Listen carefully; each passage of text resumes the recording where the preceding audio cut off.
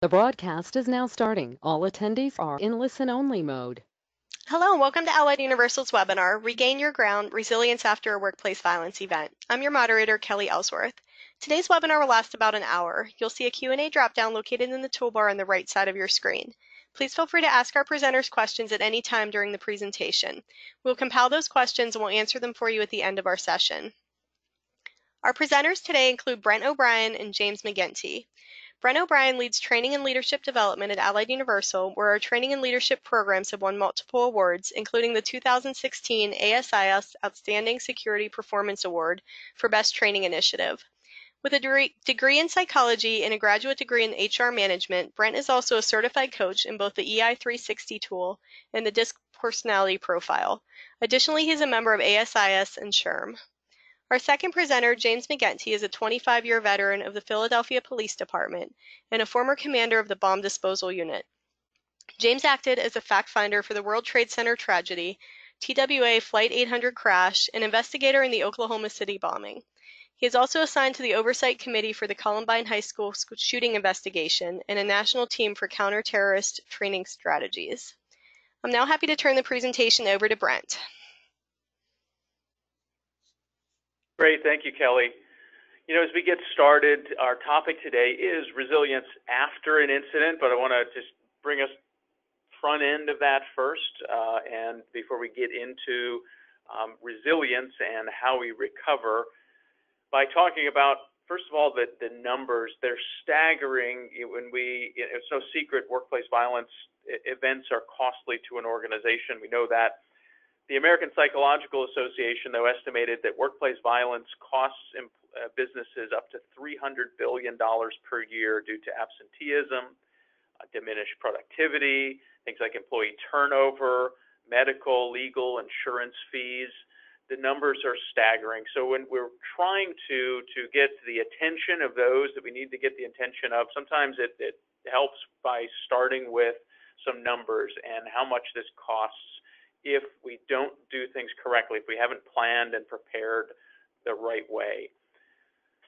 The FBI each year puts together some statistics as well, and I want to start with those also to just emphasize that there are challenges we're facing. This isn't necessarily a frequent incident, that being the active shooter, but Jim will talk a little bit later about a spectrum, which includes a wide variety of workplace violence. This is the most extreme of the workplace violence incidents, that being active shooter. There were 27 designated shootings in 2018, according to the FBI.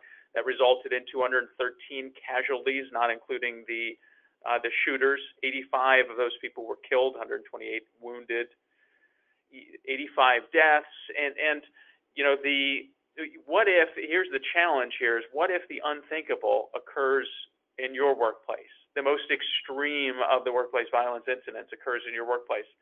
The event will, and we know this from historical fact, from incident after incident after incident, the event will likely last several minutes. However, recovery, which is our topic here today, will last days, weeks, months, maybe even years. So just as employers develop policies and procedures designed to head off these occurrences, we need to be equally prepared to deal with the aftermath of violent workplace incidents. Hence, our journey together here today.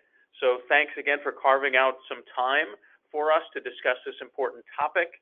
As the Irish philosopher and statesman Edmund Burke once stated, he said, education is the cheapest defense of a nation, or in our case, the cheapest defense of an organization. So what does a workplace violence prevention plan look like? Let's look at it holistically real quickly first before we get to the focused area of this discussion.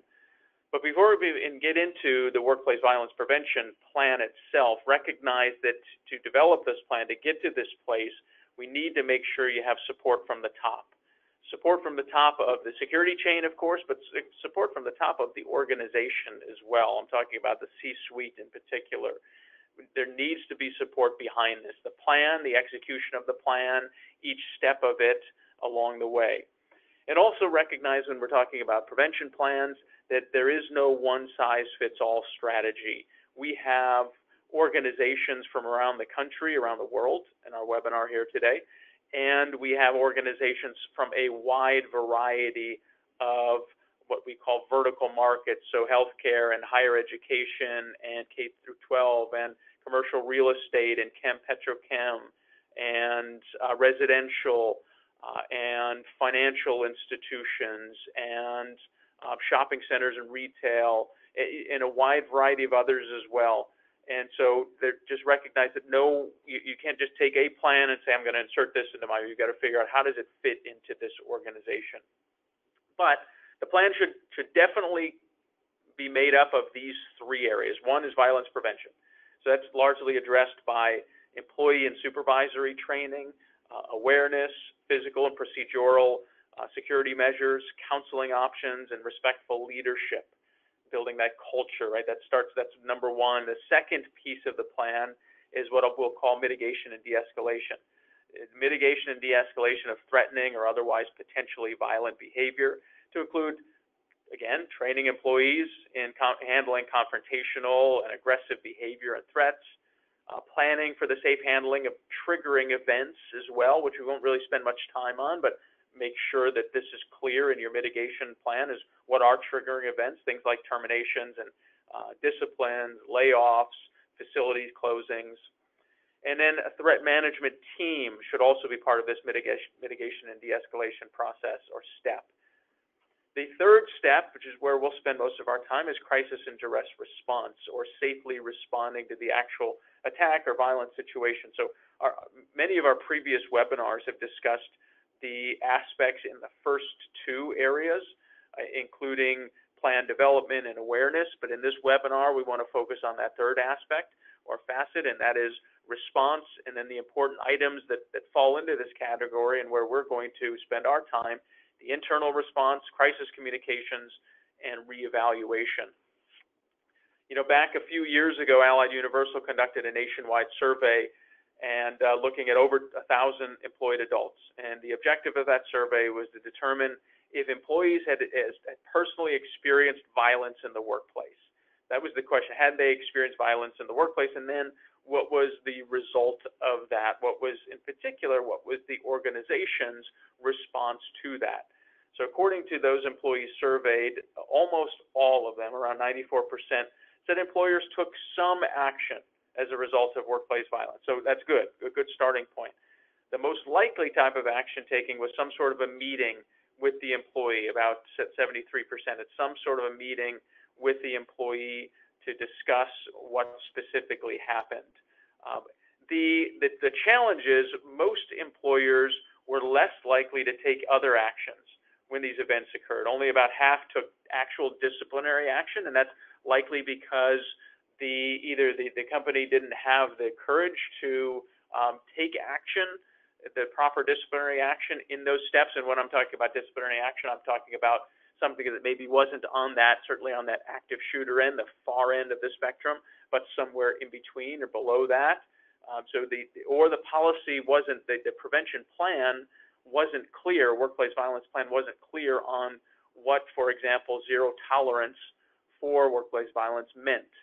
And so hence that only about half had disciplinary actions that were taken as a result. Even fewer implemented training programs for employees, so they maybe didn't know what to train on, or I've found over the years, and I know Jim has as well, that there are many organizations that just kind of fear this subject as a little bit taboo, and while security teams in an organization may talk about it, maybe HR talks about it as well, letting everyone else know about it kind of scares organizations sometimes, and so hence the reluctance to train everyone. Changes to physical environment were pretty small as well. You know, things like access control, some other areas that would be pertinent. So really the challenge is in any of this data is what can we do better? What can all of us do better? What can we do better in our organization? What can you do better in your organization to make sure that we are responding properly when an event occurs? Got a little poll question. We have a few of these throughout this session here today, so would love your interaction on these. This first poll question that Kelly's bringing up is when was the last time you reviewed your company or department or branch workplace violence plan? When did you last review your workplace violence plan? You personally. Was it within the last month? So sometime here in July? Was it within the last 12 months? Was it over 12 months ago?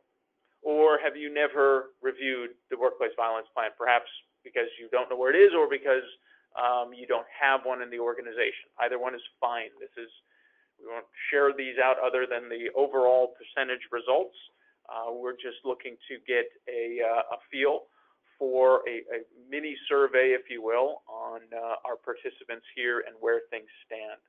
So just take a moment to give a response to that, and then we're just going to leave it up for about 3 more seconds, and then we'll close it down. So 3, 2, and all right, Kelly, you want to let us know what things look like? Sure, Brent. We had real similar results in our last session as well. We had 32% who said in the last month, 51% in the last 12 months, 5% were over a year ago, and 13% never. Okay, great. Thank you, Kelly. Yeah, and that's something to work toward. I'm encouraged to know that 32% of you have looked at it in the last month. That's probably because you are responsible for it. So this is great. You're here to hopefully get some ideas from Jim and myself of what might need to be added if something's not in there, or to affirm that you are on the right path with your plan currently. Those who have looked at it within the last 12 months, about half of you, may need to dust it off and say, all right, what do we need to update in that particular policy? Those who it's been over a year or you haven't looked at it at all, maybe you're formulating what would it look like, or how can we update this to make sure it is relevant in all areas, including this area that I think is forgotten about too often, and that is the resilience, or what happens afterwards. Great. Again, thanks for your participation. We'll have a few of those other polls coming up, but let me now turn it over to Jim to talk about internal response. Thank you, Brent, and thank you, ladies and gentlemen, for attending this afternoon. We're going to break it down a little bit for you, and as you can see, we're going to start with emergency response. We actually want to focus on the internal emergency response, the importance of counseling, information sharing, and team building. We want to recognize that these are the items that are really important to our families and our employees. We know that our employees are the foundation of our companies and businesses. So from an organizational standpoint, our response to them should be at the top of our priority list. Again, we recognize that a scared employee, someone who is worried or traumatized to the fact that something may be unsafe, or they perceive that this location where they're working is unsafe, again, that's going to greatly impact their capability of coping, their basic skill levels. So we got to be careful, and we want to handle workplace violence incidents and make sure that we're placing our employees first. Again, we recognize that they are the most important commodity that we have. From the reactions that you're going to see, from disbelief, denial, shock. Again, most people's response when we interview is, we didn't believe it could happen to us. We see it on the news, we read about it, we hear about it, but we never thought it would ever happen to us. So again, that whole disbelief, denial, and shock factor kicks in. Anger, fear, rage, they not understanding that how do we make sense and understand that this was perpetrated by someone that I knew, someone I worked with. This, again, has to be identified that, unfortunately, we may never be able to make sense to these types of initiatives. When someone does something like this for whatever their motivational piece is, there's probably going to be a time period where, people want to understand, but it's never ever going to make sense to us, and we have to recognize that right from the start. One of the things that is greatly impacts what we do is our employee assistance programs. When you look at what they can deliver for us during one of these types of events, again, they're professionals. So what they basically focus on are our employees, whereas the management team can start to focus on what needs to be done to get the business back to an operational level. But yet we're recognizing that we have a team of professionals that their sole focus is on our employees. And again, in the event of a violent incident, they can advise us as a management team, how we could better help the employees cope with this emotional impact that they're going through as a result of the incident. So again, making sure that in our plan that we have great emphasis on our EAP program and how that would be conducted. Sometimes the only shortfall we'll see is the number of professionals that may be available to you, meaning we incorporate the plan of having the EAP program, but yet if the crisis hits, we may find that unfortunately there's not enough based on the size of our company or corporation. Smaller sizes, usually no problem, but once you get into bigger initiative, meaning population-wise, then that could be a problem. So we just want to make sure that we have the EAP resources in order to facilitate after our event. When you look at some of the short-term issues, how can we help? And you can see from meetings to postings, hotline messages, internet updates. These are all the tools that we could use and basically facilitate credible information back to our employees. We want to make sure that they're getting accurate and up-to-date information. You want to make them feel that we are, through this process, taking care of their needs.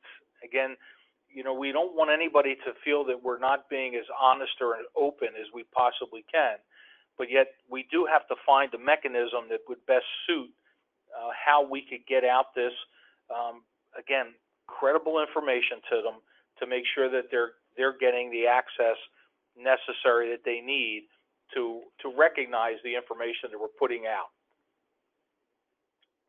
When you look at rebuilding, from defusing a session to debriefing sessions to critiquing sessions, in that three-step process, when you look at a diffusing session, usually this is held immediately following the event. And again, it could be a serious initiative that we get EAP in there to answer questions quickly, letting the employees know that what they're feeling is normal during these types of events. So again, we encourage employees to seek out the EAP representatives. Again, these programs, to an extent, are voluntary. We want to, though, encourage everyone to participate in these debriefings. And as the debriefings start to escalate, you look at after the initial shock is worn off, and again, another debriefing initiative that's going to come back to us, maybe based on certain circumstances, but we want to look at maybe 24 to 72 hours. Has anything changed to where we feel we need to now re-engage in the EAP process to better understand what has happened? These sessions, they usually last about 2 hours typically. Rather it's an understanding of an educational and support process that, again, to assist the employees and understand the physical and emotional effects that they may be actually experiencing because of what has happened. And again, the steps to stem any adverse effects. So we want to make sure that we're getting this type of program to them as quick as we possibly can. When we're looking at critiquing, again, this is usually further out, somewhere in the maybe 2-week area. And again, it offers an opportunity for managers, supervisors, and employees to review and discuss how the situation was managed. Can we identify anything that might be tagged as something we need to fix, correct, or handle more appropriately? Again, the aim is to improve the organizational stature for future events. God forbid that if we have something similar take place, that we're going to, again, from the lessons learned, we're going to use this internally in order to help us and, of course, maybe for the EAP program to do better in what we need.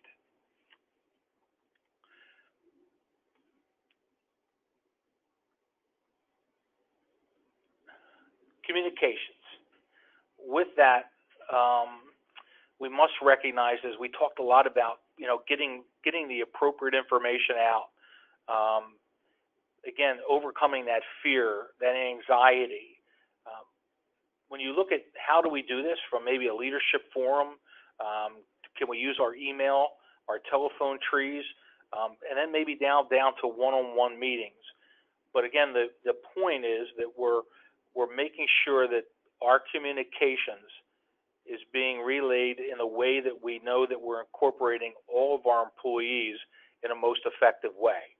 That's what we're trying to do here, is identify that mechanism that would best work for us when we have to, again, communicate the information relevant to the event. When you look at a company's communications plan, does it take in the capability of recognizing what some of the response initiatives might be? We should designate someone who is responsible for this information alone, meaning they're the ones that are going to facilitate the information out, and of course making sure that it's the factual information. So them and a backup, we always want to think about when we're doing emergency planning is who the backup would be. But again, to have one person to communicate to all the different groups, meaning we're getting the same message and we're working off that same sheet of music, so to speak. So again, very, very important to have that identified individual or individuals who will be doing this. Support and team rebuilding. Again, work-related support limits the consequence of exposure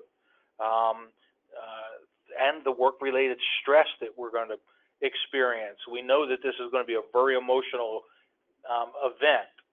When people take care of people and respect and respond to each other's needs, again, that you're going to get an incredible response from that. They recognize that the company cares about us. We are the number one factor here. And again, it can range from listening to people's concerns and fear about themselves or loved ones. You may have something unique take place where that individual needs more care or more sessions with EAP. But again, this is how we do this. Professional mental health counseling, again, from a qualified professional, made available and encouraged. We talked about it before that it should not be mandatory, but of course from a voluntary standpoint, but yet heavily encouraged for everybody to participate. A wealth of research shows that a supportive work environment enhances the health and well-being, especially during times of crisis. All these factors work again to build a quality team environment in the post-environment stages. So again, from our recovery all into our organization. We got a poll question here. Does your company currently have a crisis communications plan? And again, we'll take a few minutes or a few seconds rather for you to answer that poll. And as you're answering that, again, quickly, either yes or no, let me remind you that Jim and I will be taking some questions at the end of the session here today. So we'll save the last 10, 15 minutes or so to answer some of your questions. You can submit those questions anytime throughout the remainder of our webinar here today. And I think we will go ahead and Kelly will close that out and let Jim know how we did. Okay, it looks like 72% said yes, they do have a plan, and 28% do not.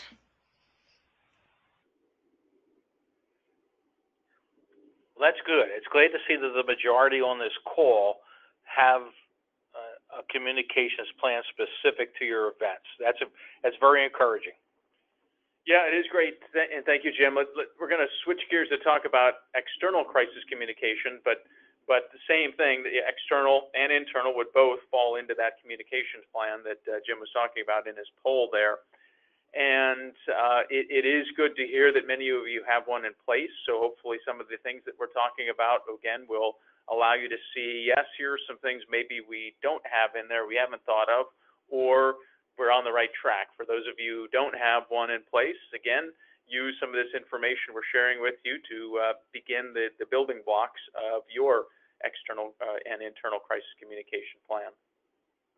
All right, excellent. Well, the internal piece, as Jim reiterated several times, is so critical to the employees to make sure every employee in any survey that you do, one of the most important, one of the top areas of engagement for an employee, of keeping an employee engaged, is that they are in a safe and secure environment, and that they believe they're in a safe and secure environment.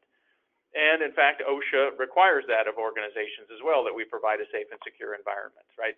We're going to talk about, and pardon the thunder in the background here, we're going to talk about external crisis communications here for a few minutes, and really along several guidelines. One, if violence occurred in your workplace today, who would talk with the media on behalf of the company? For example, I was speaking on this topic, or the broader topic of workplace violence at a seminar in Cleveland a couple of years ago. And someone came up to me after the session and she said, we're a medium-sized organization. We trust our employees and think that they can all respond appropriately. And I said, that's great that you trust your employees, you trust their integrity, you trust their intellect. However, wouldn't always trust the messenger if they're speaking. If you have 6 different people speaking with 6 different reporters, it's the whole grapevine effect, right? It's pretty likely you're going to get 6 different stories that come out. This is one of the reasons why it's so important to have one set, whether you're a small company, medium-sized company, or a large company, have one central point of contact to speak with the media. Second guideline, who will talk to the employees, the victims and their families on behalf of the company. That's a critical step. Third, if work sites are geographically dispersed, and I know we have some clients and prospects on today who are with us who have geographically dispersed businesses throughout a state or throughout the country or throughout the world, you're going to need a more elaborate crisis communication approach. Again, back to there shouldn't be a cookie cutter. There isn't a cookie cutter plan. We've got to figure out how does it fit your specific culture and your specific business. And then as well, the emergency action plan needs to identify who to the employees, who is that person who's going to be your contact, the point of contact within the organization, or who is part of that crisis communications team if you have a team in place. Jim used this graphic earlier a couple times, and it's so critical just to really see visually what happens. You have that immediately within minutes, we need to respond to the incident that happens, and then over the course of hours, now there's some crisis management, and then Jim will talk about in a little bit the business continuity piece of it. But in crisis management, some organizations take a real blanket approach to this. However, really to be effective, it's critical to consider every stage of the crisis separately, as each stage dictates your audience's information requirements and your response. So external crisis communication and management is a very important step in the rebuilding of your brand and moving forward after a workplace violence incident takes place. And what does that response look like? The goal of the response is really 3 areas here, and that is, 1, to protect, and it's not the 3 you see there, but it is to protect lives, the lives of your employees and the lives of customers and the lives of patients, whatever your business is. The goal is also to protect property, and the goal is to protect your reputation or the brand. And this should be clear in your plan, should be clear in any training you do with your employees, that number 1, we're concerned about you, employee. And then secondly, we are concerned about property as well. We want to make sure that we have that in place and as part of our plan, and we want to make sure our brand is protected, and that brand is so critical and when it comes to the resiliency piece of it on the back end, the recovery piece of it. But then that response plan needs to include these three areas that you see here: the speed of the response, how quickly are you responding, the strength of, in particular, that spokesperson that I talked about earlier, and then third, the substance of the response. Do we have the right substance, and is it substantive enough for the audience? Whatever that audience is, and that's the next step, is making sure we're identifying as part of that crisis communication plan externally who is our audience? Who is it that we are looking to connect with in this situation and in our plan? So who's affected, and then just list all the possible audiences, employees and family members and customers, vendors, suppliers, your customers, investors, board members, media, and then employees could also be divided into subcategories if you needed to, like managers, field workers, clerical staff. This type of preparation and detail in your plan will make it more effective when and if you actually need to use this part of your plan and you get to this stage. Jim talked a little bit about those communication tools that we would use, and they're not that dissimilar internally as they are externally. We're not talking about external, but it would be similar. How will we communicate? Is it via email? Is it via phone? Is it via text message? We work with one of the units within our organization, Allied Universal Technology Services. There's a lot of work with customers out there on outbound notification systems, and AUTS does a great job of connecting the client and their needs with the proper outbound notification system.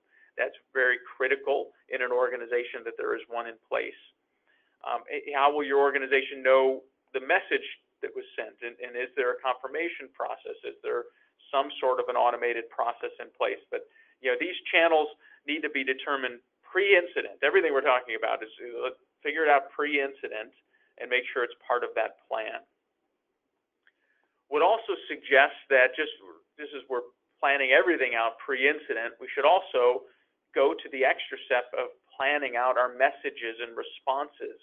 Because when we're in the moment, it's so challenging to figure out for one person, or how do we do this fast? One of my earlier slides you saw was speed. We've got to get that message out quickly. Internally, externally, we've got to get the message out quickly. And we can't be going through a bunch of bureaucracy for every marketing department needs to look at it, and CEO and this person and that person.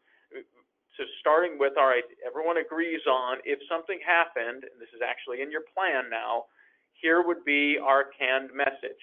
This allows us to then tweak a few things depending on the actual situation, but we have that message in place, because what that's going to do is it's going to help you eliminate some of that incorrect information, that disinformation that might happen out there, the rumors.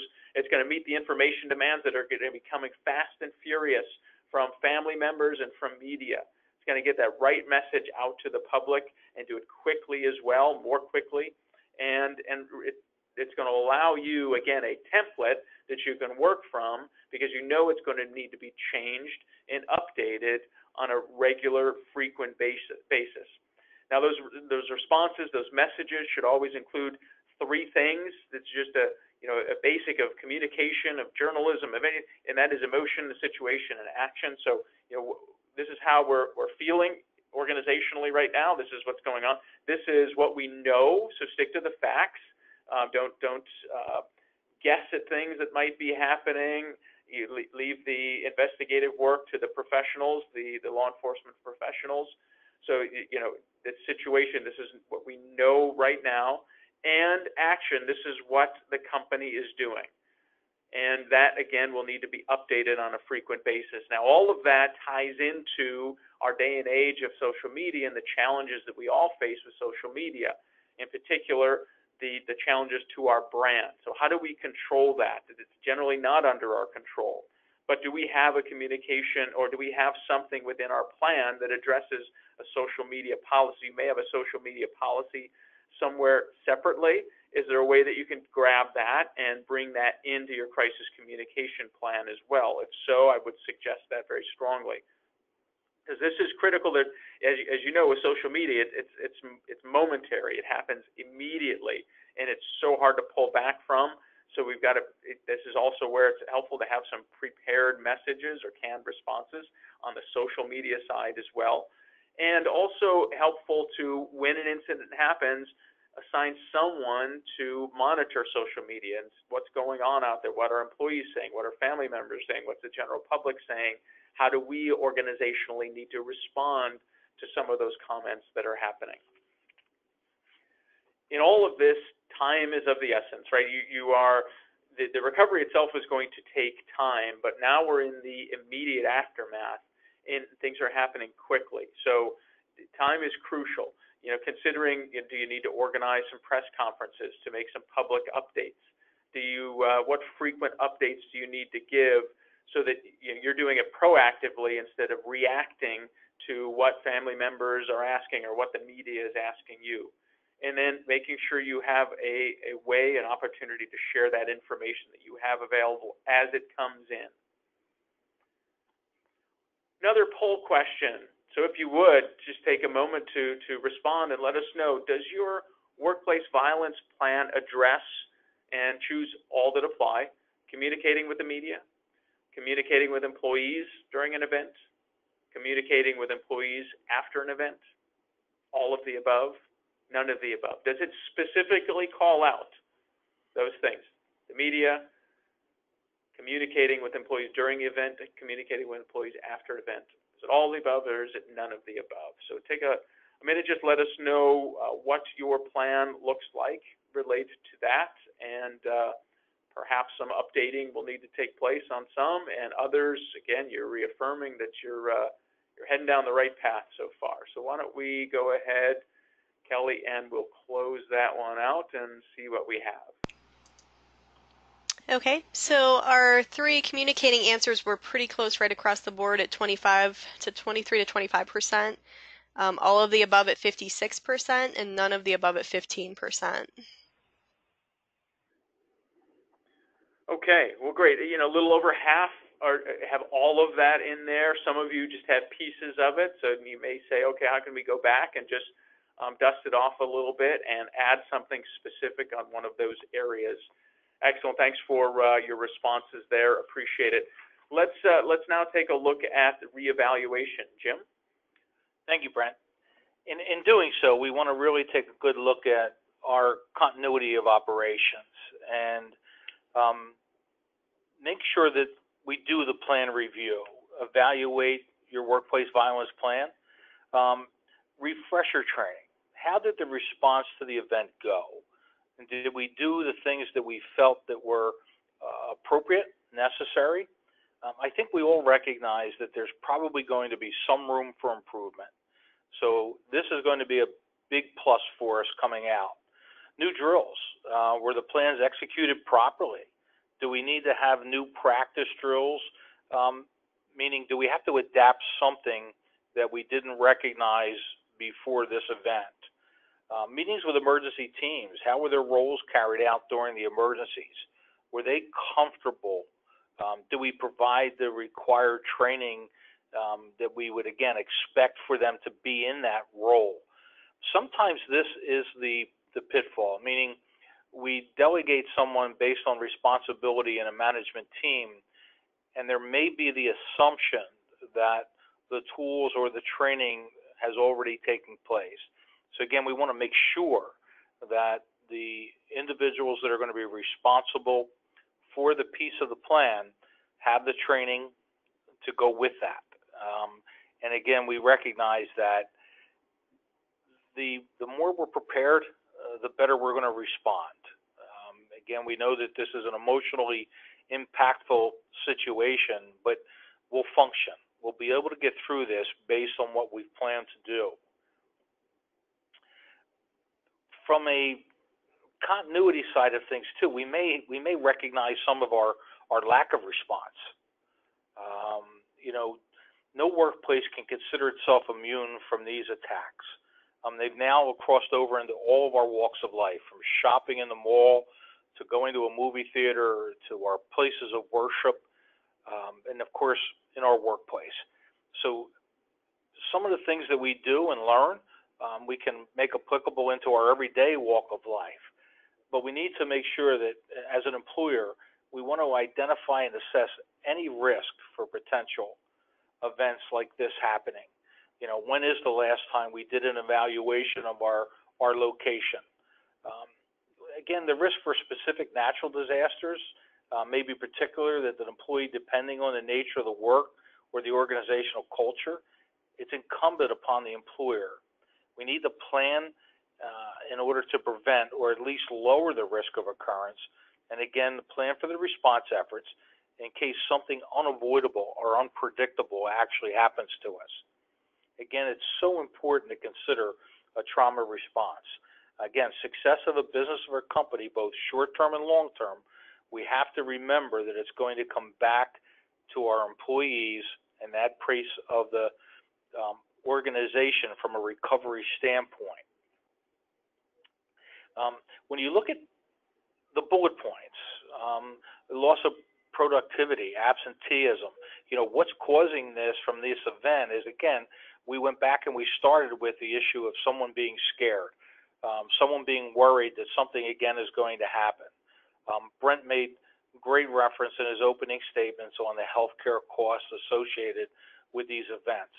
So again, from the issue of response, could we be better prepared in order to again mitigate these initiatives from taking place?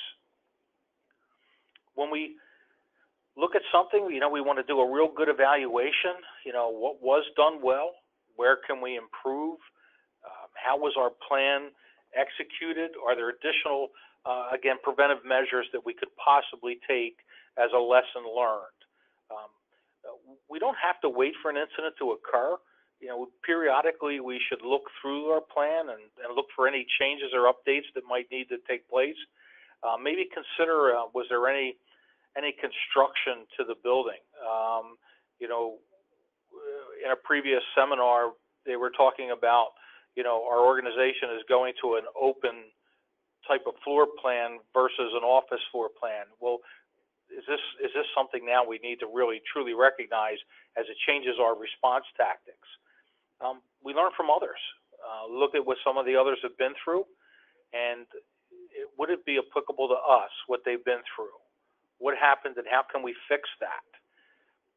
How does senior management support? Do we have true stakeholder involvement in what we're doing? So again, I think when it comes from the top down, you and I recognize that it is most effective in its delivery, that again, we have all the support we need in order to accomplish what we're trying to do, especially on these preventive measures. Coordination with emergency services. Again, do we have the proper information in place? One of the big steps to this was the development of what they call the Go Bag. And the Go Bag basically took into account a lot of this information, as you can see, from floor plans, maps, or any other relevant records. Keys, how do we get into the location if public safety needed to go from point A to point B? Our teams, how do our teams work together? Have we done something from the training perspective that enabled us to, again, gauge this as how, again, relevant were we when we had to work together? Have we been so isolated that we're not really recognizing that this is going to be an absolute team response? We can't do this by ourselves. We're going to, again, recognize that it's going to take every effort that we have in order to do this. We want to always recognize what went well and what didn't. And then, of course, focus and improve upon that. We're going to make mistakes. But again, if we can recognize what it was that caused us to make that mistake, maybe it's a communications tool, maybe it's an omission that we had in the plan, something again we didn't see coming, but now that we we can now properly plan for it. And then, of course, safety. Again, based on the post incidents, is there anything that we can now fix as far as from an alarm system to a physical barrier, security escorts? Sometimes you walk into a location and some of you are, you're behind the 8 ball on this one, meaning that I have free access where our company and business is, the general public can just walk in. We really don't have any restrictive issue. So they can pretty much get from point A to point B. But again, is it time for us to take a good look at this? How do we do this? Would this help us? Even when you look at the bottom one about redirecting unusual calls, meaning some type of information is coming in, who is going to evaluate that information? Somebody might think it's just a bizarre phone call and almost pass it off as to being a nuisance of some kind, when maybe someone else has more information, and that if we get that call or we get that information to the right parties, we may be, again, the ultimate issue here, right, for us is to prevent something from happening. And maybe just that piece of information may, in fact, do that for us. So again, we want to look at pretty much our overall physical security plan. Again, is our lighting, everything, all those relevant information and resources that can come back to us. Incorporating our security EOC or our company's EOC, so that emergency, operations and coordination center can get this information and use it very effectively. What did the warning signs tell us? Again, Brent put some great emphasis on some of the initiatives to look for and be careful of. Some of the things that are not reported. And again, if we can encourage this from the top down, that we're not, I'm not being a rat or a tattletale. I'm seeing something that needs to be done, and I'm bringing that information forward. Again, sometimes people don't want to get involved, so maybe the mechanism that we're using is not quite. Do we have an anonymous tip line? Anything to those degrees that, again, could insulate somebody, because somebody may become afraid that, hey, if I say something, there might be a retaliation aspect towards me. They're going to know it was me, so to speak. So again, we might look at that. But the point here is that I think if we educate our employees on the behavioral signs of change, and that's greatly what we need to focus on, is someone's behavior is changing. People just don't snap. That is a myth. Most of the people that have done this, of course, they're in the workplace initiatives, meaning the telltale signs were there. And unfortunately for us, sometimes we ignored them, treated them lightly. But again, we see these warning signs. What do we need to do, again, from our planning stage to, again, give it everybody's responsibility to make sure that we're doing everything we possibly can to avoid something from taking place. And I am an advocate of practice, practice, practice. No matter how we do it, either from a mock shooter drill, from a tabletop exercise, a walkthrough drill, functional drills, and how we do our evacuations sometimes. Can we incorporate those into the whole practice of an active shooter? Some of you have some incredible challenges based on the design of your facilities. So again, I think it would even, make it even a greater impact that, again, from a practice standpoint. We all recognize this, that fire evacuation plans, most of us don't like to do them. We find them to be a disruption to our day. We're busy, and now the fire alarm's going off, and I have to get up from my workplace, and I have to go outside to a designated location, and when everything's given the all clear, we go back in. But sometimes we don't really focus on why did we just do that. and the true focus should be that I just practiced something to save my life. That's really what this is about. When you think about our children, and again, this is the times that we live in, our children, my grandchildren, are practicing in school what to do when someone comes into that school with a potential weapon or an issue of violence.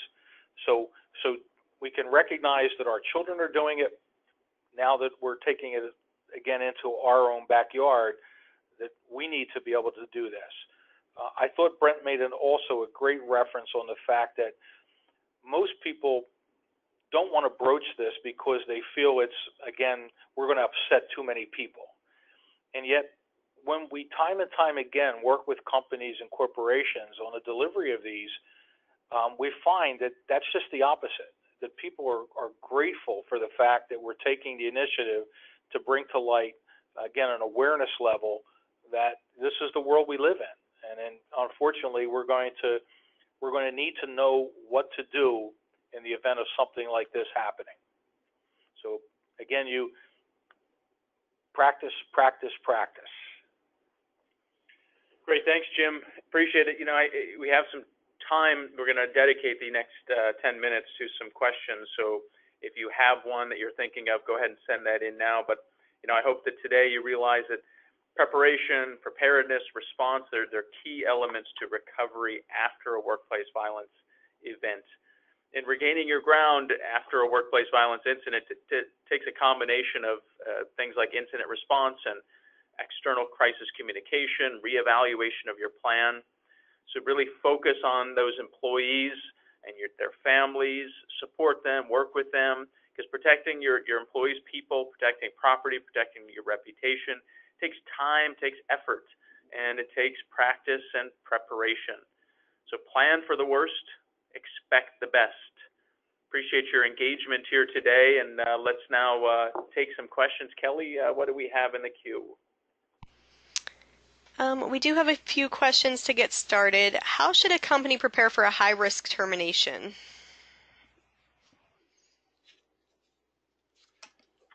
Well, I think, again, recognizing the fact that when we hear the term high risk, the potential for violence.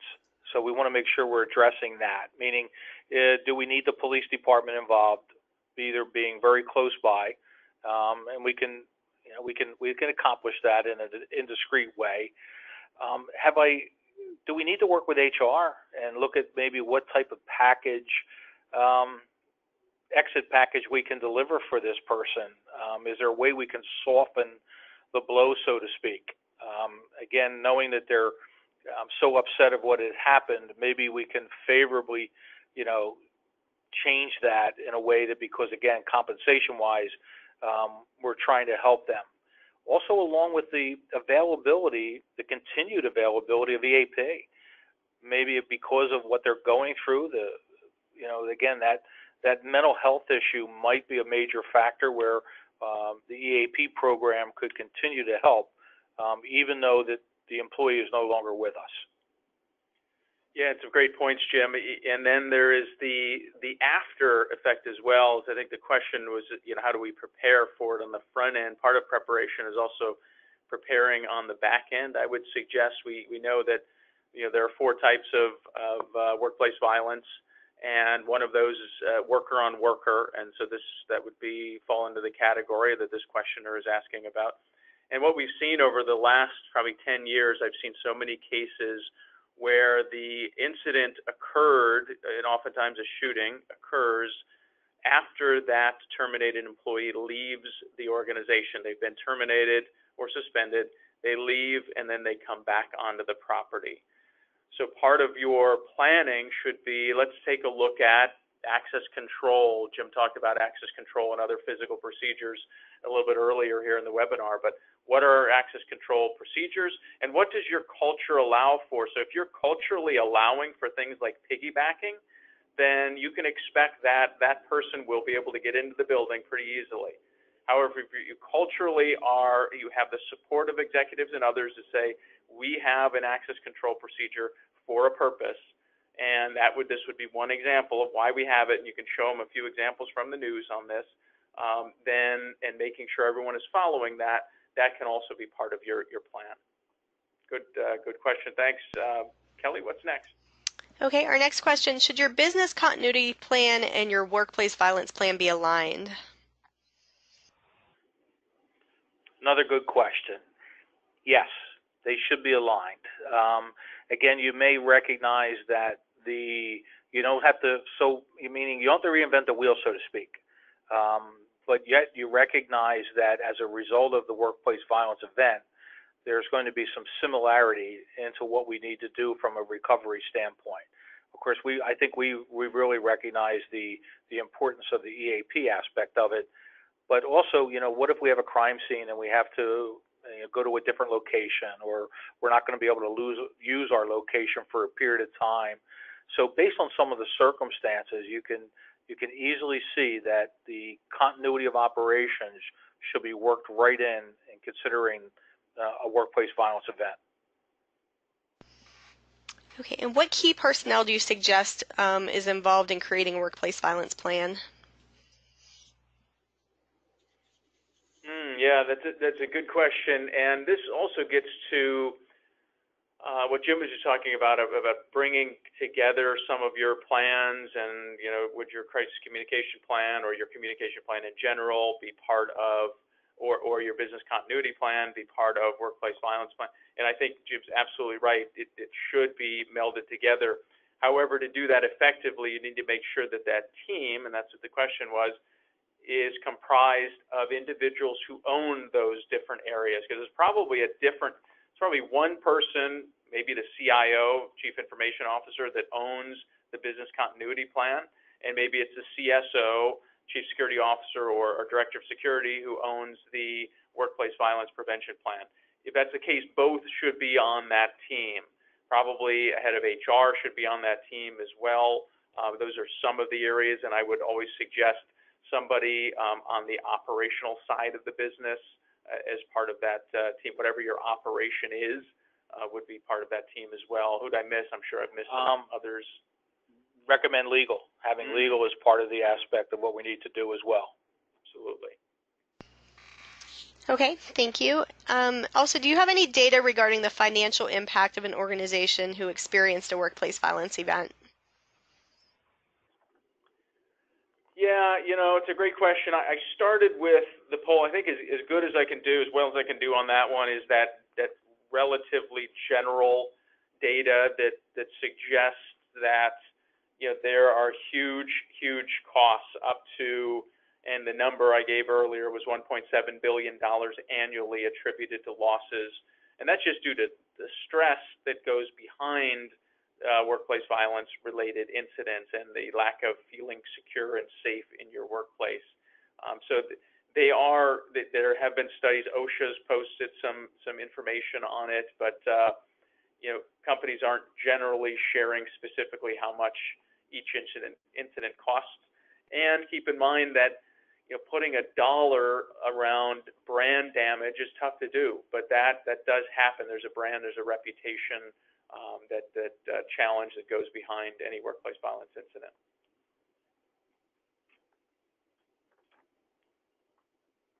What else? Any other ones there? We've got maybe one more question. Yes, one last question. Should your workplace violence and disaster plans be combined, or should they be two separate documents?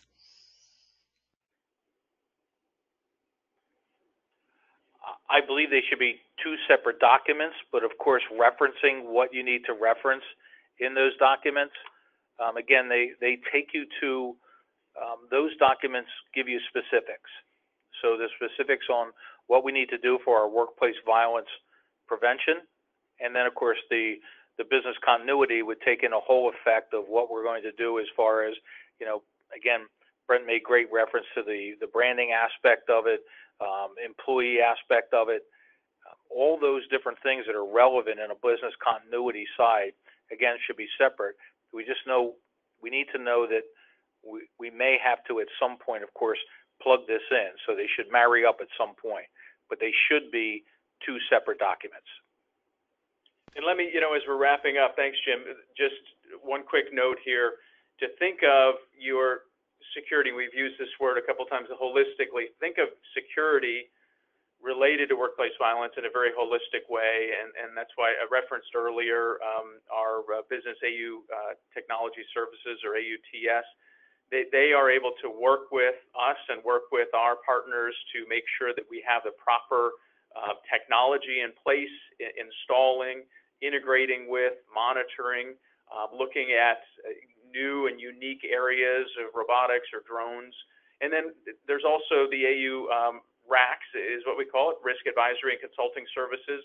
So if you need additional support, or you think, boy, I don't even know where to start with building some of this out in terms of a plan for the smaller percentage of you said, I don't even know where to start, then RACS can certainly help. Reach out to one of your local Allied Universal representatives, and we'll get you connected with the right persons here. Kelly? Okay, great. Thank you, Jim and Brent, for sharing your knowledge today, and thank you to all of our attendees. Keep an eye on your inbox. We have a number of webinars coming up over the next few months, including some live demos of our Helios platform coming up in August. I'll be sending out a follow-up email as well with the information from today, including a recording of today's session and a copy of the slides. So thank you all for attending, and have a great afternoon.